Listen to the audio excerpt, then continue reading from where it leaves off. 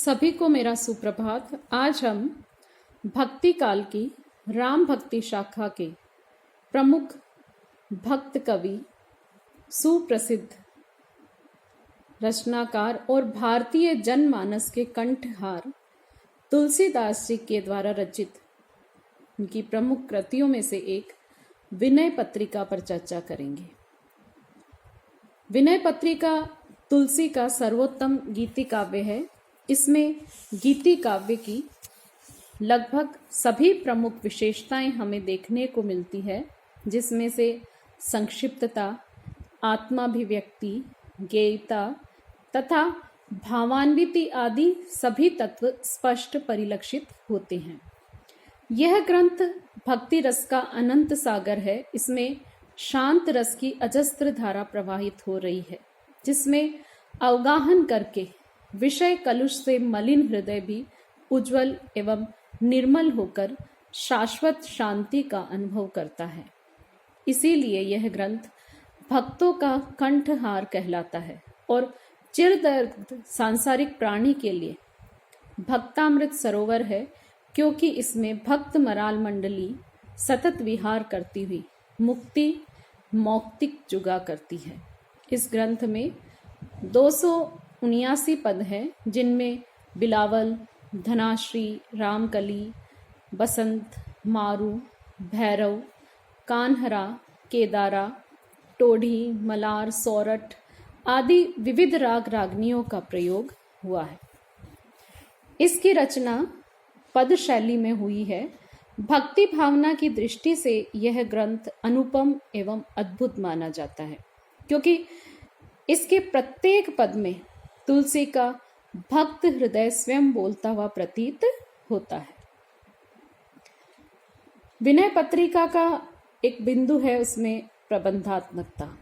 यद्यपि विनय पत्रिका के पदों का निर्माण स्वतंत्र रूप से होने के कारण यह ग्रंथ मुक्तक काव्य की श्रेणी में आता है, तथापि ये एक पत्रिका है और पत्रिका में जिस प्रकार आरंभिक सिरे नाम से लेकर अंतिम स्वीकृति तक का उल्लेख होता है, उसी प्रकार इस ग्रंथ में भी एक व्यवस्थित क्रम एवं पत्रिका के मजमून की सी सुनियोजित व्यवस्था के दर्शन होते हैं।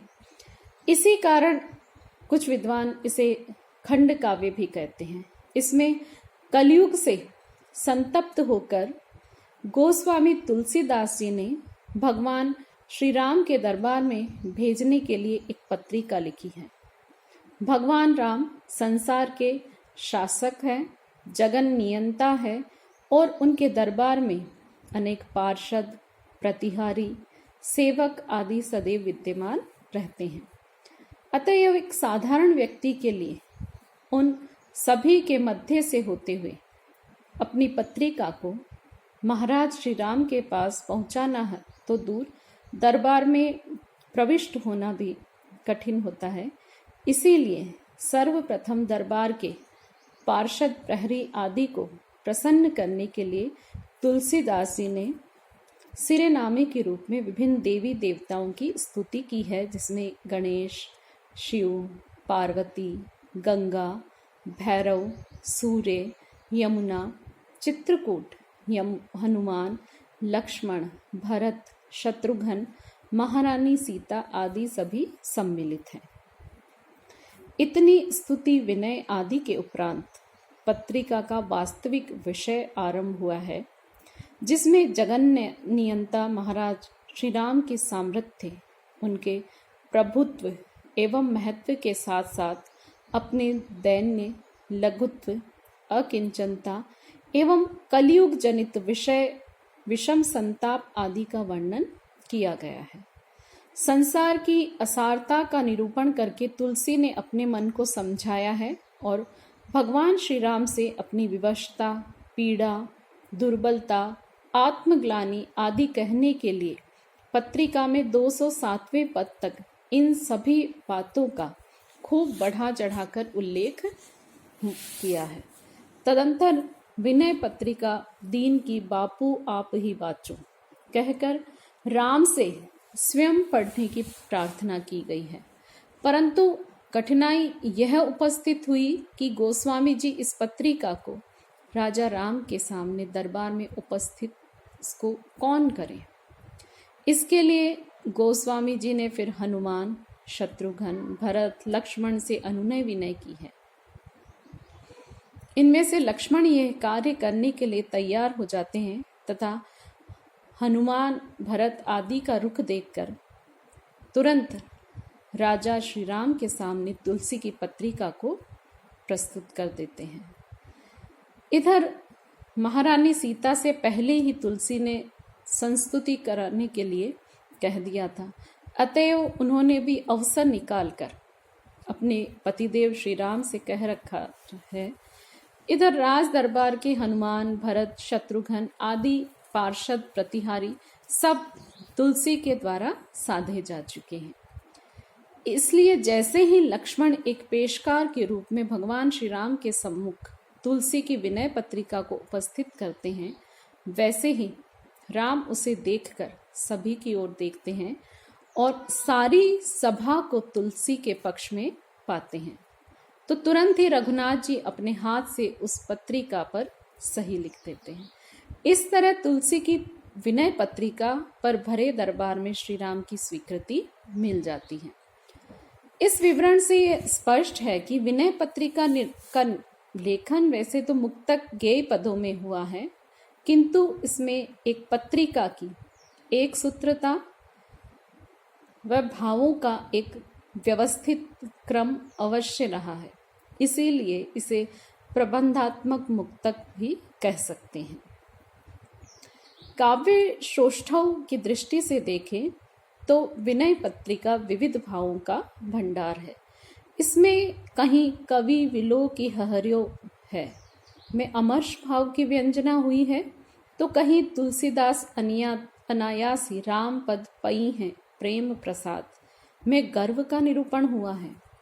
ऐसे ही कहीं कलिमल ग्रसित दास तुलसी की काहे कृपा बिसारी में चिंता मनोभाव व्यक्त हुआ है, तो कहीं दीन दयाल दीन तुलसी की काहुन सुरति कराई में उनका विषाद प्रकट हुआ है।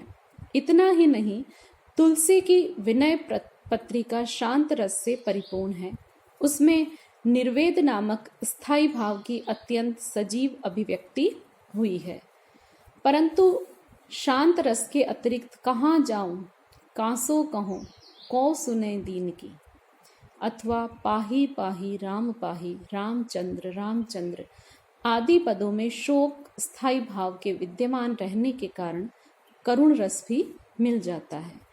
ऐसे ही हनुमान संबंधी स्तुतियों में लूम लीला अनेक ज्वालमाला कलित होलिका करण लंकेश लंका आदि कहकर क्रोध स्थायी भाव का निरूपण करते हुए तुलसी ने रौद्र रस का और जयति भुवनेक भूषण विभीषण वरद विहित कृत राम संग्राम साका कहकर उत्साह स्थायी भाव का निरूपण करते हुए वीर रस का भी वर्णन किया है। किंतु वे सभी रस अंग रूप में ही आए हैं। विनय पत्रिका का अंगी रस शांत रस ही है। विनय पत्रिका विविध अलंकारों से सुसज्जित काव्य सौंदर्यमयी अद्भुत रचना है।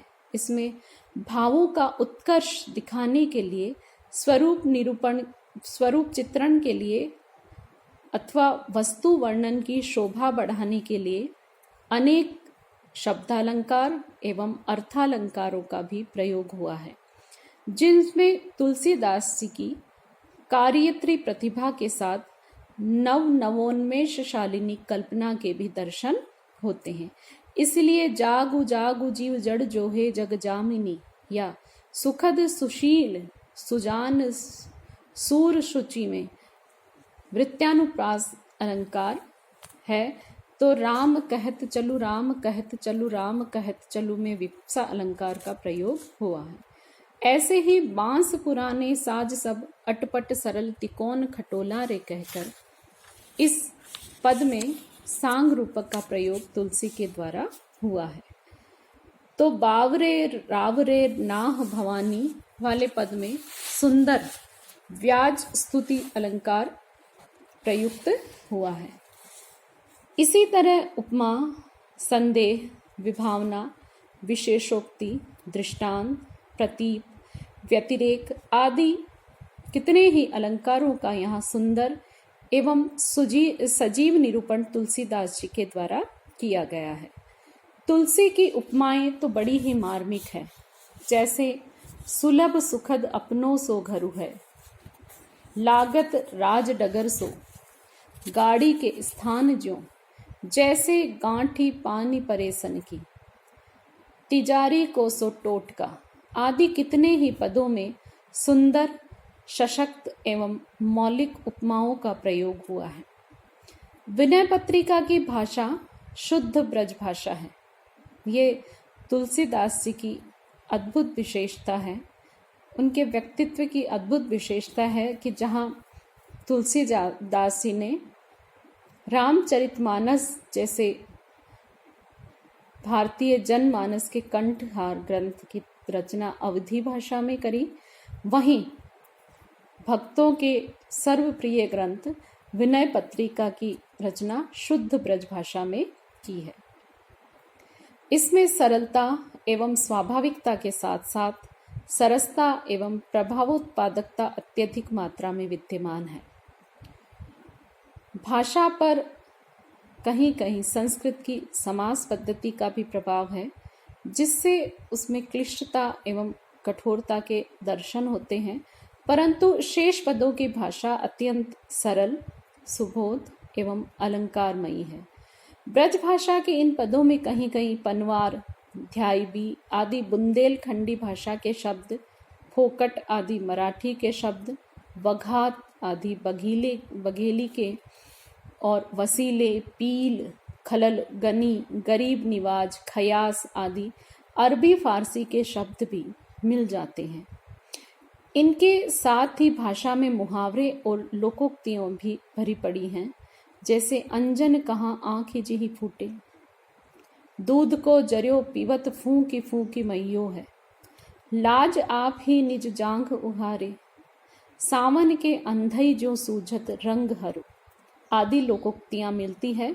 तो कोड में खाज, पूतरो बांधी है, मिजी हाथ, बातनी जल्दी थहाबो, मीजो गुरपीठ आदि मुहावरे भी मिलते हैं। तो भाषा की दृष्टि से ये अत्यंत उत्कृष्ट रचना है, सर्वोत्तम कृति है। बिहारी की ब्रज भाषा में हम देखते हैं कि समयानुकूल और उन्होंने अपने भावों को प्रभावी रूप से प्रस्तुत करने के लिए अन्य बोलियों और भाषाओं के शब्दों से किसी भी प्रकार का गुरेज नहीं किया है। उनका सहजता से जहाँ उन्हें उपयुक्त लगा, उनका प्रयोग तुलसीदास जी के द्वारा किया गया है।